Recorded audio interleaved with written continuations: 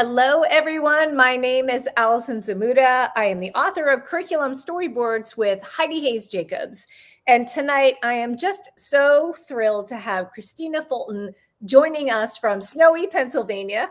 Hi, Kristina. So Kristina's internet is a little bit unstable, so she has been going in and out in terms of Wi-Fi just because of the snowy weather there.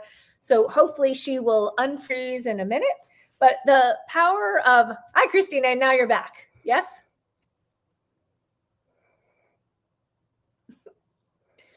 So again, stay with us in terms of hopefully the Wi-Fi, knock on wood, will continue to be our friend at Kristina's house. But Kristina, good evening. Yeah, I'm sorry. I've been crossing my fingers all night running speed test and kicked everybody else off the internet. But the snow we were supposed to get a dusting and we've ended up with about 6 inches instead. And it's just been an out of sorts kind of day. But I'm really excited to be here, Allison. Fantastic. Well, and like I said, we will continue to maneuver whatever hurdles come our way. But Kristina, I was just so incredibly excited with the collaboration that we're doing in work we're doing with a particular school client. But when I started sharing a little bit about curriculum storyboards and you started to engage in the book, we had this initial conversation about why math curriculum storyboards. So, Kristina, can you paint a picture for us about the need for storyboards in mathematics? Why is it so urgent? I'm also a graduate student, and I've been doing a lot of reading and research, particularly in math education. And I'm being caught by the research and also what I'm hearing and seeing in schools from teachers about students being disengaged from the math class and from students reporting that the skills that they're seeing in math classes, particularly in secondary math, are isolated facts instead of units that are pulled together as one coherent piece, like a story. So I was really drawn to the idea of storyboards just because I've been really struggling with the idea of math units looking like skills that are connected. And to math educators, they feel connected. We know where that story is going. But to our students, it just felt like one skill after another. And eventually we end up with some kind of assessment. So the idea of moving away from a coverage approach and to this idea of a coherent units and coherent stories to frame math classes really engaged me. And I'm really excited about this work. And it was fun being able to pull it all together. So, Kristina, just a little bit of background about you. So, you work for an IU, an intermediate unit in Pennsylvania. Can you just give a little bit of background before we dive into the math curriculum storyboard that you started to prototype? Sure. I was a secondary math teacher. I was a high school math teacher for 16 years, and I also spent some time as an instructional coach. I taught in Virginia for a while, in Central Virginia, and then I moved back home to Lancaster, Pennsylvania, which is where I am now and where the snow is, and taught here as well. The last 3 years, I've been working at Lancaster-Lebanon Intermediate Unit 13, which is an educational service agency. So we serve as an intermediary between the state of Pennsylvania and also our local schools. We have 22 public schools in our area, so I can provide all sorts of support in the area of curriculum, instruction, and assessment. And I work a lot in mathematics just because that's where there's a growing need and that's where my background is. So, as we're starting to dig into your math curriculum storyboard, let's go ahead and put it up for a minute so that people can get oriented to the storyboard that you started to prototype. So, this is, we're picturing this now as the first semester of a grade 7 math experience. And again, this is based on work that we're doing on a mutual project together. But Kristina, can you walk through some of the processes that you did in order to begin to build this map? So what did you start to think about first? What did you think about next? Even though this map looks clean and pristine, it doesn't necessarily sort of showcase the process that you went through as you started to build this prototype for the first time? Yeah, it's definitely come a long way. I started, so the curriculum that I started with is work that I am supporting with one of our local schools, and I used their curriculum that is being framed using understanding by design to guide my work. So I use their skills and their knowledge and their transfer goals to help me get an idea as what direction do I want the unit to go in, and in order to think about what is the content, but also what are the processes that go through. In Pennsylvania, we have our own Pennsylvania Common Core standards, which are made up of our content standards and our process standards. So it was really important to me to make sure that the content was in there as well as the processes, which is how our students are going to engage in the mathematics, was present throughout the story. I also wanted a through line, and one of the emphasis of the school is to think about some 21st century learning and having students that are being able to walk away from their school prepared for their career, prepared for their job, prepared for their life after high school. So I wanted to make sure that students were seeing the content as relevant, and also in engaging them in math in the world today, so that they can see mathematics outside of just their classroom, outside of just those isolated facts, and make it feel real for them. Yeah.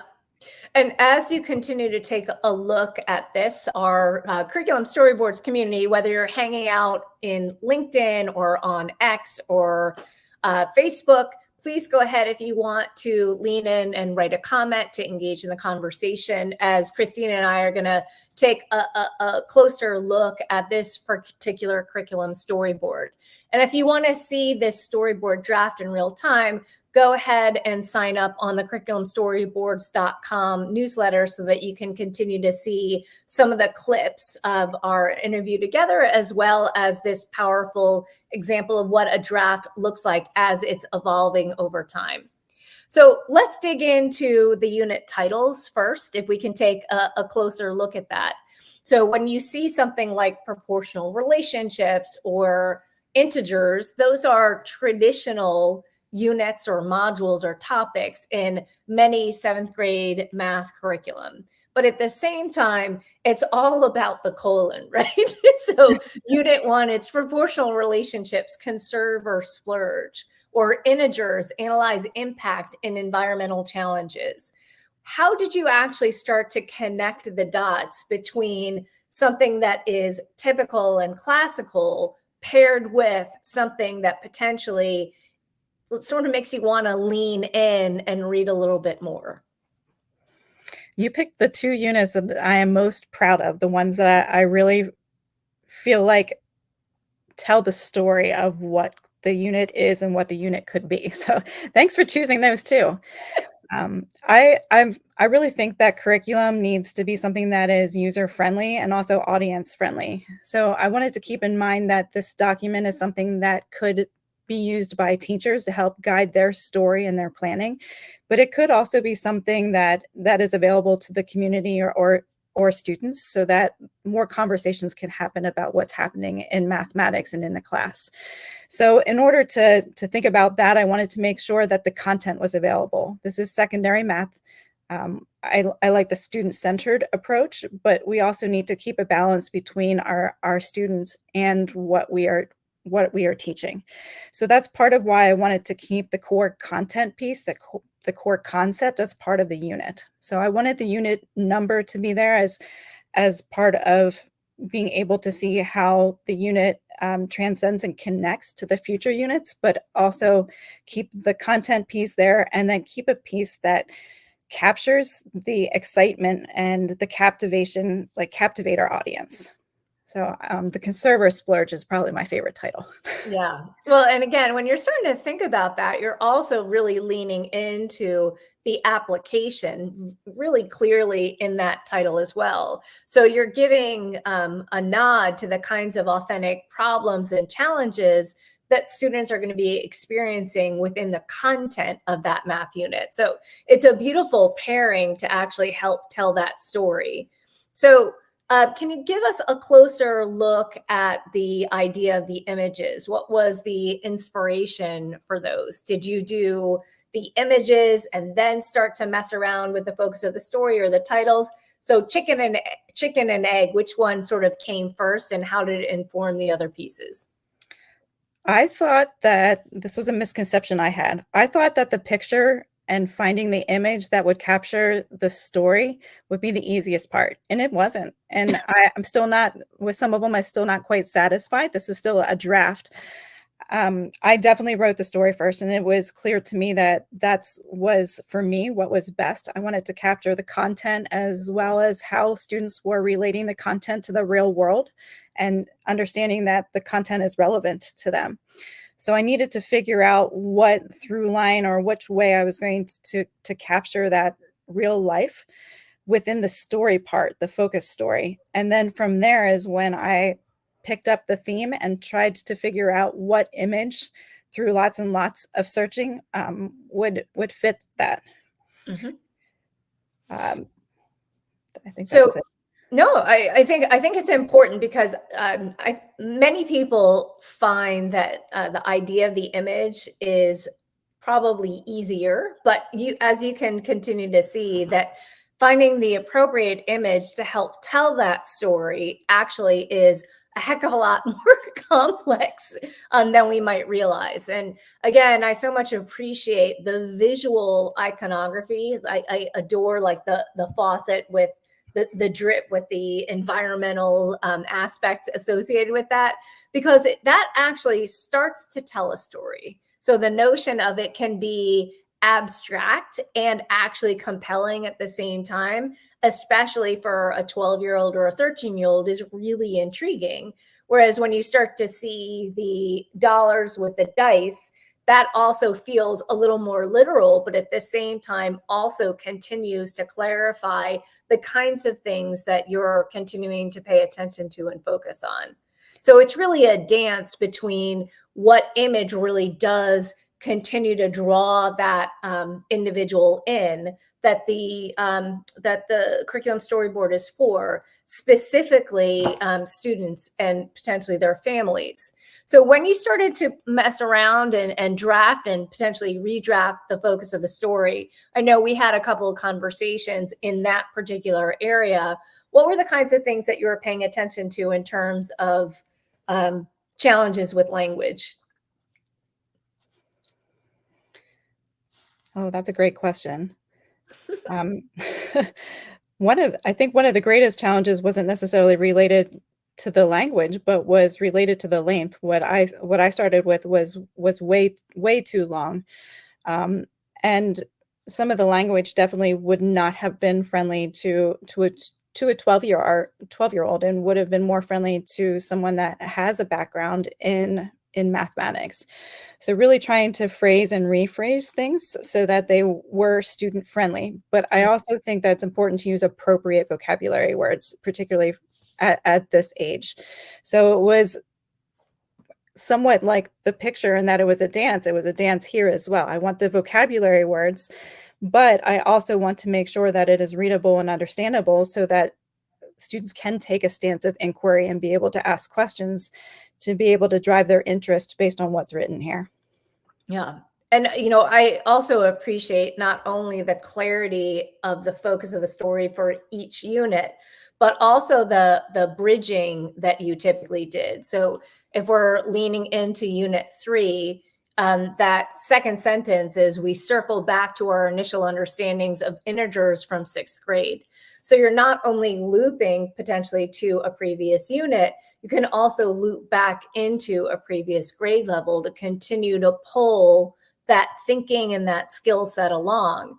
It also starts to show very clearly that the power of actually having curriculum storyboards across multiple grade levels continue to help that learning to become more sticky.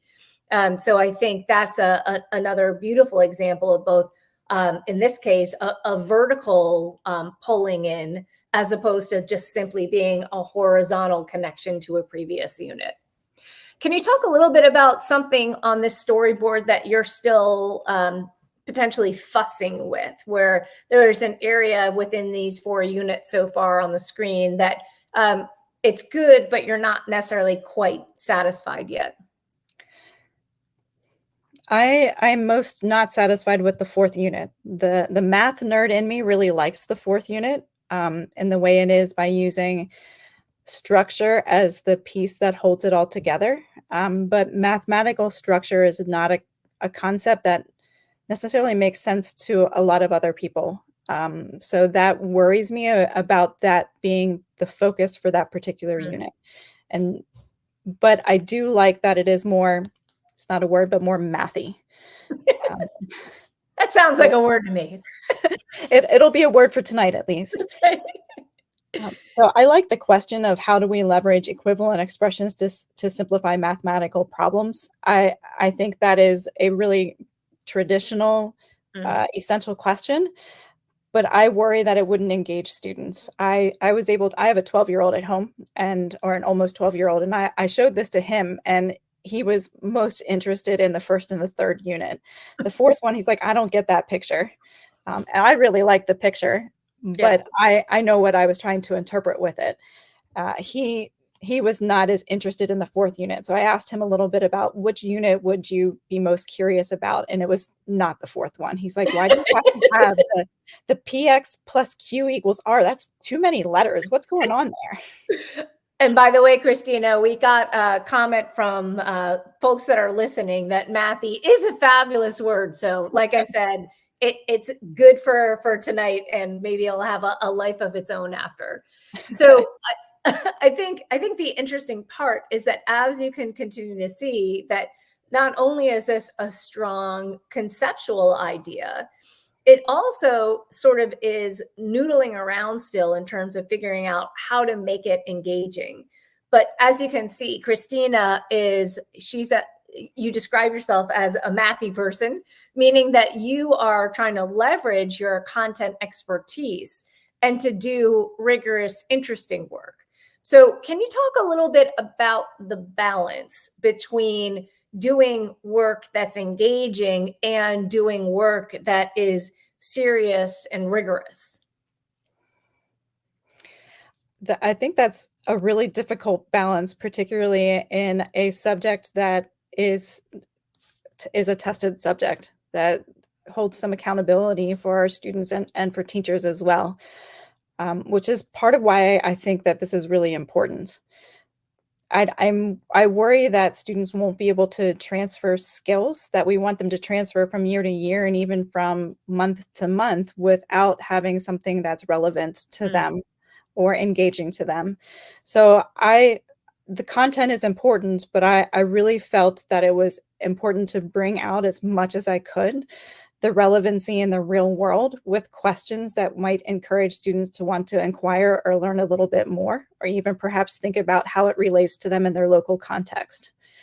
I find personally that I have some difficulty being able to do that. My world has been my content for a really long time. Yeah. And my only experience as a career is as a teacher, as a math teacher. I don't have experience in the real world knowing how math relates to some of our jobs and things that are out there. So I've relied a lot on feedback from other people. I've used some artificial intelligence to brainstorm with me to help me figure out how can I bring this content into something that feels real. And the other people have been really helpful as brainstorm partners. Yeah. And so there are a couple of things that I want to dive into a little bit more. So the first are a couple of partners or two. So you didn't just look at this through the mathematical lens. You started to reach out and get some quick insight, feedback, brainstorming ideas with a couple of your colleagues. So which colleague did you go to?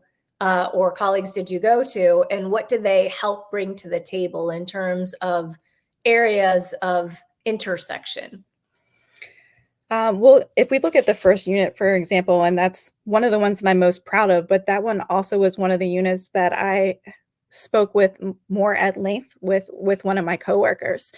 That particular coworker, Brian, has a background in social studies, and he was able to bring more questions to him when I showed him. The idea of a storyboard was new to him, but he has experience teaching social studies and has an interest in project or problem-based learning. So the first thing that he said when he saw this is, oh, this could be extended into the California water crisis. And that's the link that I put there, was based on that information. As I thought, oh, wow, what a neat way for teachers to have choice within this project of either turning it into some kind of project-based learning or problem-based learning, or even a performance assessment. And his dialogue with that and his experience with looking outside the box, as well as his awareness of what was going around in the world and relationships that he's building with some of our local businesses, has really helped me think about some of the connections within our units.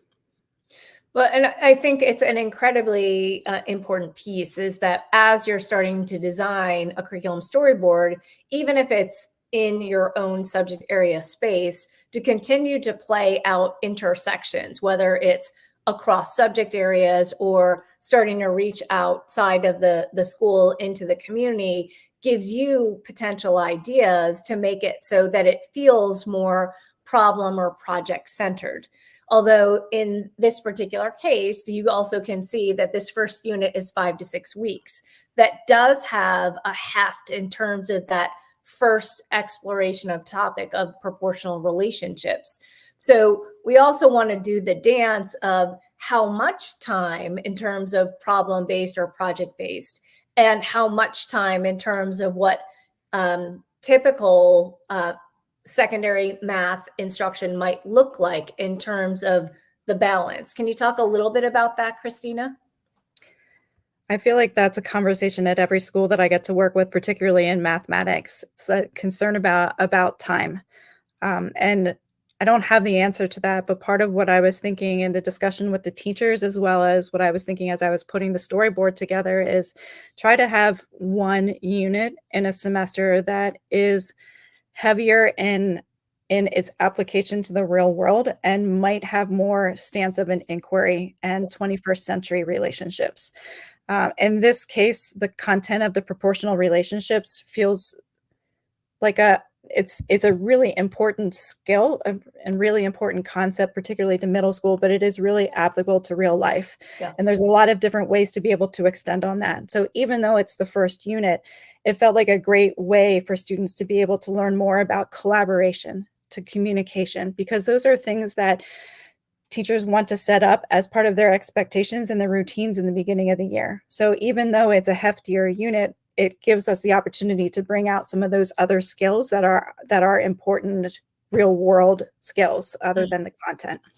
Yeah, because there's really a global citizenship aspect to this curriculum document as well. So leaning really into some environmental issues and challenges, but doing so in a way that is not only focusing on sort of global responsibility and awareness, but also having an eye toward the context of what a problem solver does in mathematics. And that the fact that they do have to not only just be able to focus on the computational accuracy, but also leveraging that computational accuracy on problems that are worthy of spending time and thinking through. So I think that's an interesting balance. And as you continue to lay this out, Kristina, potentially I can see that level of inquiry showing up not just in the first unit, but potentially in all 3 units, as math teachers and their students can continue to unearth problems, challenges, ideas, and perhaps take one to a deeper level of investigation and problem solving. And the resource that this particular school uses has some tasks or activities that are built within it that are applicable to real world. And I was able to pull those ideas straight from that particular resource. So for example, for that first unit, the task that drew my attention was to start it from the question of, do baths or showers use more water? And I thought, oh, that seems real. That seems relevant to someone that is in 7th grade. I wonder if there's a way to be able to build that idea into the particular focus of the story. And from there, I was able to brainstorm questions that might have an inquiry stance that could guide and give the teacher some autonomy as well, but could guide the unit. And that's where I came up with the "Where are we wasting water?" And from there, the unit started falling into place. But it didn't all stem from my brain. It came from somewhere else. And then all of the other collaboration helped put it together. Yeah. So the second part I want to lean into is the connection to the classroom teachers themselves. So this is a grade 7 math team. How did you start to engage in that level of interaction, that the development of this draft of the curriculum storyboard is something that is inspired by their current practice and also continues to help transform and perhaps in some places reimagine some of the work that they're doing? I think that's a great question, and that's like a recent connection and a recent area of my work right now. Is some of this started with me learning what are storyboards, how are they useful, and me making sense of them. So now I'm at the stage where this feels real, this makes sense to me. So how am I using this with teachers to be able to help them build the stories of their particular units? And something that I had noticed in working with the teachers is that in the understanding by design template that they're using, the stage 2, which is thinking about evidence of learning, has been a particularly difficult part when it comes to performance assessments. So one of our questions in math was, how do we build performance assessments that feel authentic and feel real to our students? So I thought to myself, how can I incorporate that into the story so that it doesn't feel like one more thing and feels connected to everything else? So that's the part that I'm in right now, is taking those ideas of some of those performance assessments and trying to build some examples and work collaboratively with the performance assessments and take that and build that into the story so that the story feels whole. The most recent feedback from them was really on that unit 4, and they have an idea of using more of like a community day approach. So that unit 4 is going to be up for revision soon. So we talked about a couple different collaborators. I think the last collaborator I want to sort of dig into a little bit more with you, Kristina, is the use of AI. I know you mentioned that a few minutes ago. In what ways did playing around with AI actually help your thinking? And in what ways did it actually potentially do its service? And then you had to continue to step back and take it from there. So if you can give us that ebb and flow. I think AI, and in particular, I was using ChatGPT as a wonderful thought partner, especially when sometimes we're isolated in our work and we don't have someone else to be able to brainstorm with.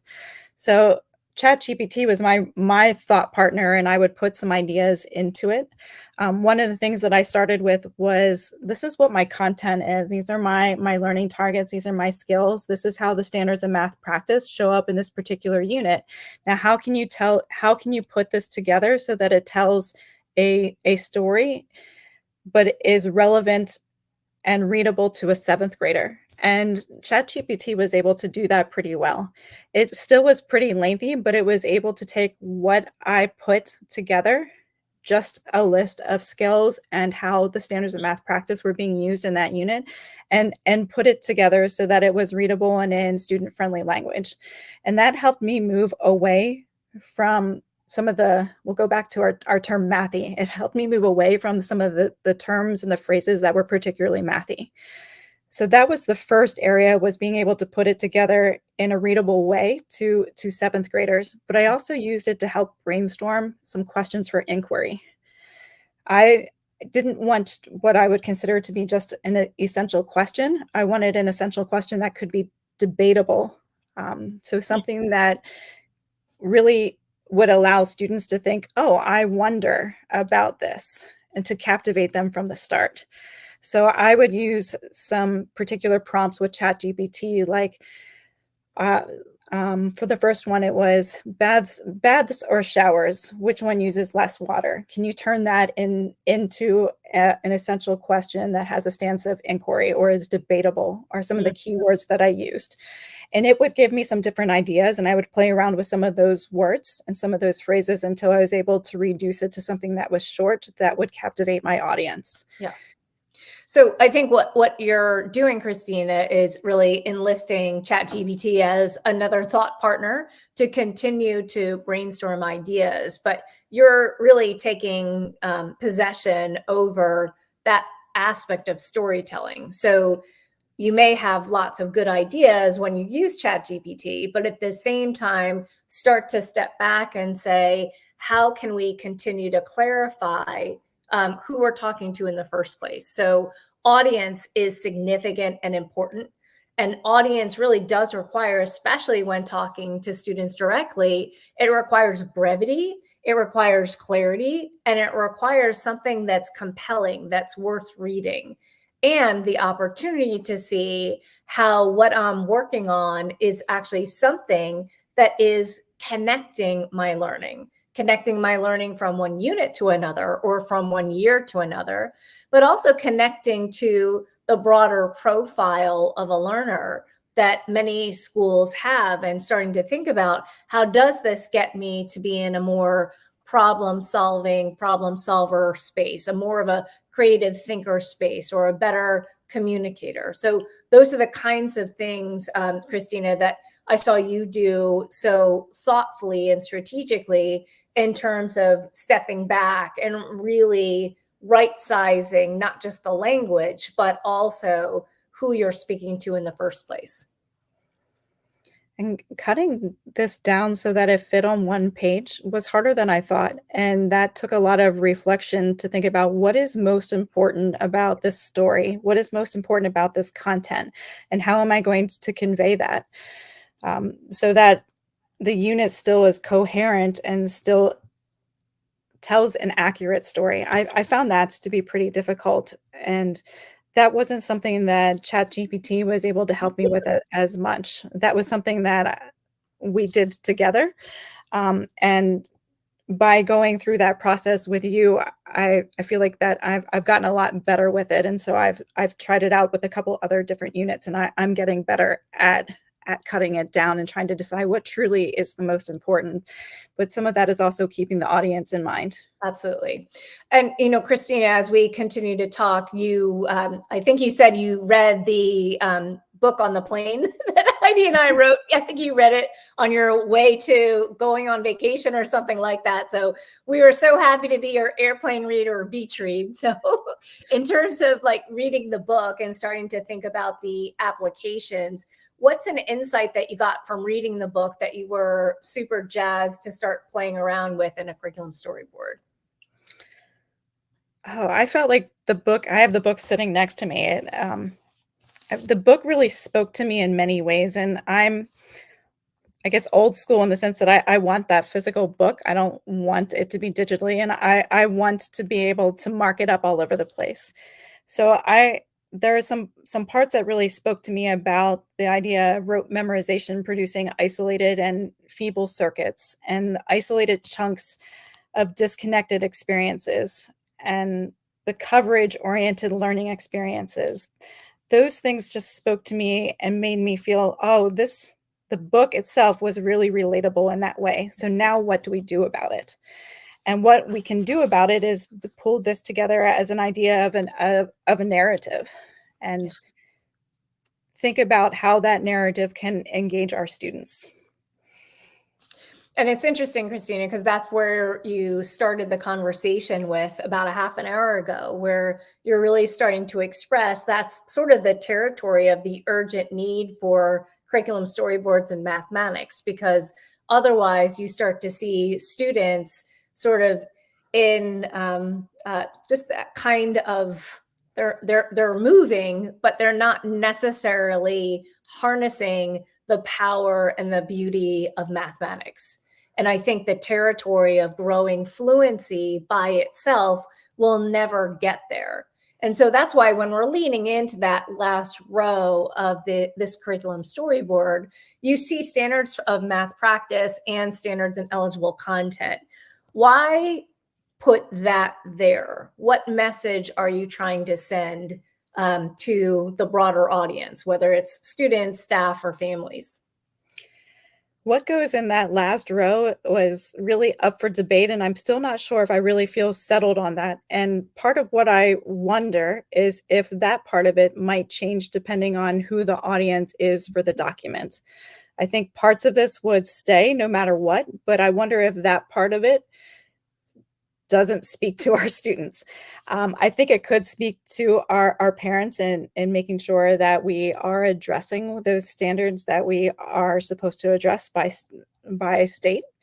But I want this document to be something that a teacher is able to use as a planning resource. And for Yes. this to be a planning resource, they want, particularly in math, to be able to see that they have checked the box on that eligible content and that standard, that they have used that standard.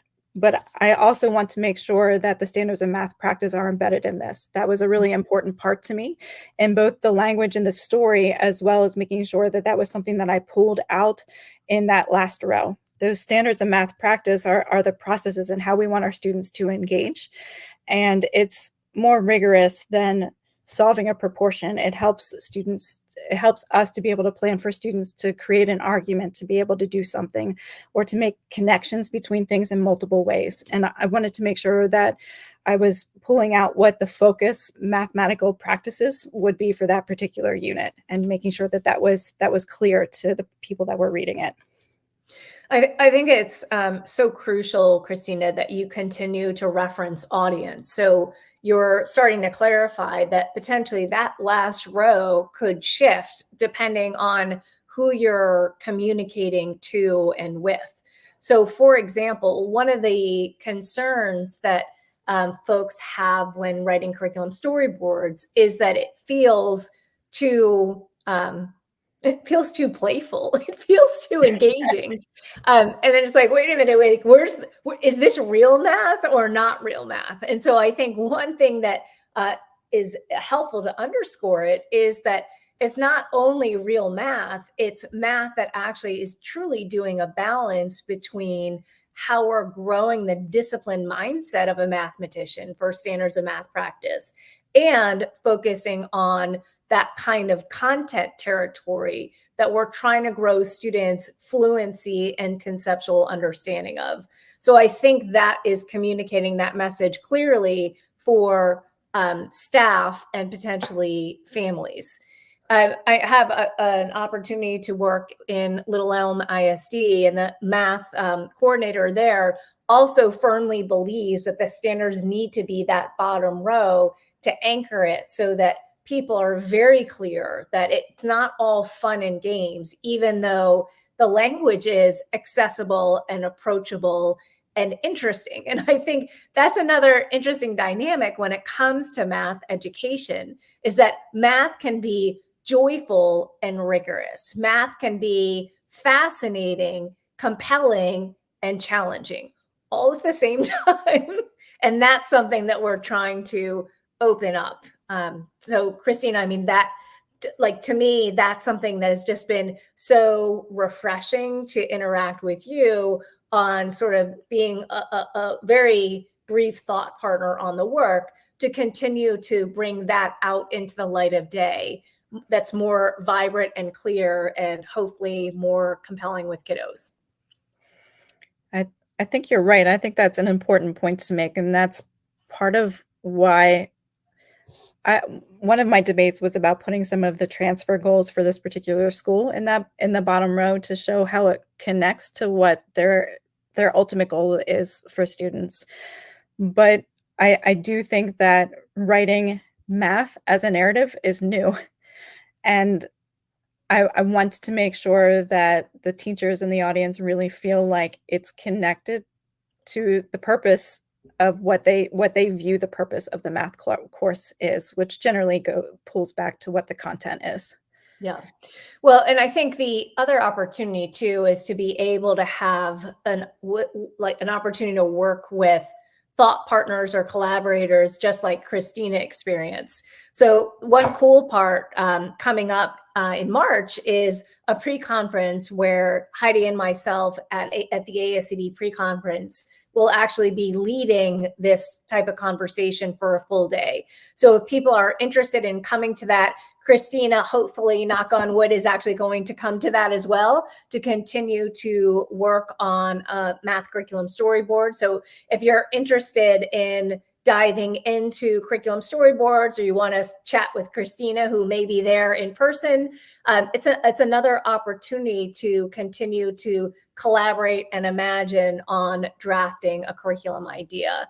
So that's one meaningful opportunity. And the second one is coming up in June. We are going to be announcing in very short time a 3-day institute that PASCD is hosting in Allentown. So again, keep attuned to our announcements. If you haven't signed up on the Curriculum Storyboards newsletter, please go ahead and do that.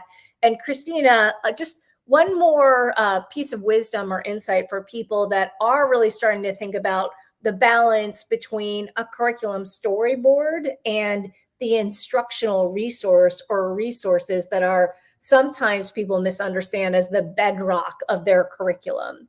How do you see curriculum storyboards interfacing or interweaving with a resource like Desmos or illustrative mathematics or any other host of resources that you have continued to work with in the state of Pennsylvania? For this particular storyboard, that was my goal. Was this school adopted Desmos? It's a new resource to the teachers. The teachers are really just starting to get used to playing with it and how it's set up.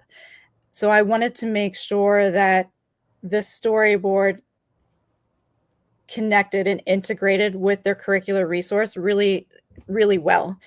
So that's part of why most of the images and most of the through line of the story came from ideas that were inspired within the tasks that were built within Desmos.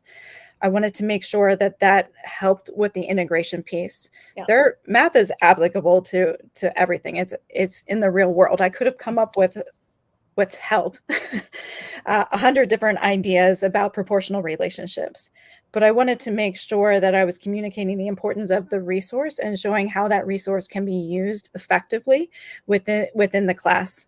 So that's part of why I wanted to make sure that those two were intertwined and that I wasn't just creating an idea out of my head. That's something that I'm working on too with some other resources. There's just playing around with the ideas of storyboards because I'm just really interested in them. I started playing around with one for 6th grade for Envision. And I automatically found myself seeking out Desmos because I really like the Desmos tasks. But I am limiting myself to only my familiarity with that particular resource, just to see if I can help with the integration of the resource and those performance assessments that are already built within there. And how can we strengthen some of those performance assessments and use that to connect the whole unit together instead of being an afterthought? So what I'm hearing you say, Kristina, is that you're really doing a wise curation of the particular purchased resource that is sort of the bedrock or the spine for the math instructional experience. So while we're very clear that you can't do everything that's listed, of really trying to step back and think about what are the handful of problems or challenges that either can be lifted up as they are, or perhaps can be lifted up and continue to be modified to generate the kind of thinking that we want, not just in our mathematics classroom, but also connected to those broader sets of skills, dispositions, and behaviors that we're after as part of a profile of a learner. And something that spoke to me, and something you just said reminded me about it. Within your book, you talked about some using students as a guide to reflect with your students and interview students about what their interest is and maybe perhaps what some of their motives are that would engage them in the learning. So that's something that I have an almost 12-year-old at home, so I was able to talk to him a little bit about some of that. So I have the home resource, but that's something that I'm curious with this particular school, is to work with the teachers about these ideas and how do they engage the students, because we can use the feedback from the students to either grow or change the direction of some of these stories. Yeah. Well, Kristina, thank you so much for spending time on a snowy evening. Hopefully it's abated a little bit, but I think the opportunity to spend a little bit of time with you, sort of looking at your curriculum storyboard that is very much still a draft experience, but something that is so vibrant and alive, that I was just super excited that you're going to come on and engage with the curriculum storyboard community. So thank you so much, Kristina. Thank you. I'm happy to be here. All right. So again, if you're looking for more information about curriculum storyboards, we'll go ahead and put some information down below in the comment box. And again, stay tuned and stay with us. Take care.